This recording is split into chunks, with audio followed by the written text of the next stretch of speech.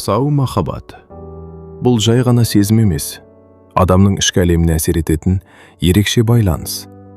Көпшілік махаббатты романтикамен немесе ғашықтық сезіммен байланыстырады.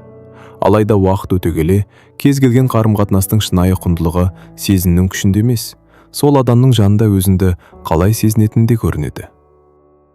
Нағыз махаббат адамның жүрегіне тыныштық ұялатады, өз болмысын жасырмай еркін болуға мүмкіндік береді және болашаққа деген сенім қалыптастырады.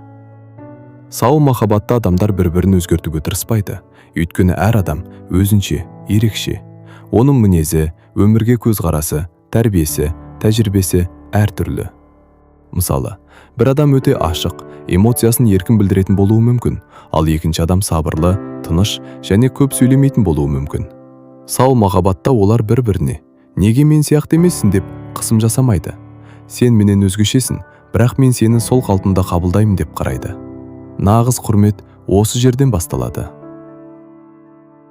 Сау махаббатта эмоционалдық қауіпсіздік маңызды, яғни адамның өз сезімін қорықпай айта алуы. Мысалы, сен ренжідің.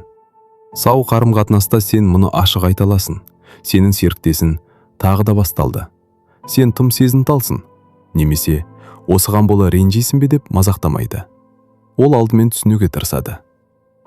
Эмоционалдық қауіпсіздік бар жерде адамдар өз сезімін жасырмайды. Ал эмоционалдық қауіпсіздік жоқ жерде адам біртіндеп үнсіз бола бастайды. Ол өз сезімін айтудан қашады. Себебі бұрын айтқан кезде түсінбеушілікке, кінәлауға немесе қысымға тап болғаны есінде.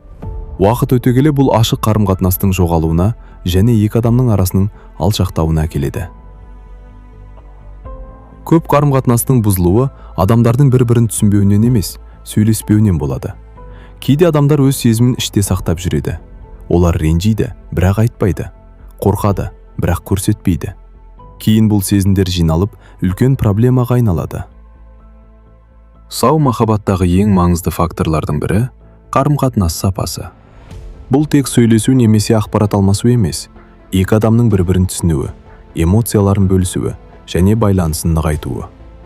Терең коммуникация бар қарым-қатынаста адамдар өз ойын ғана емес, өз сезімдерін де еркін жеткізе алады. Олар бір-бірін айыптауға емес, түсінуге тырысады. Мысалы, сен мені ешқашан тыңдамайсың деудің орнына, мен өзімді еленбегендей сезіндім деп өз эмоциясын жеткізеді. Мұндай тәсіл қорғаныс реакциясын азайтып, шынайы диалогқа жол ашады. Сау махаббатта тыңдау да сөйлеу сияқты маңызды. Серіктестер жауап беру үшін емес, түсіну үшін тыңдайды. Тіпті келіспеушілік туған кезде де құрмет сақталады. Дауласу қарым-қатынастың бұзылғанын білдірмейді. Керісінше, мәселені бірге шешуге деген ұмтылыс қарым-қатынасты күшейте алады.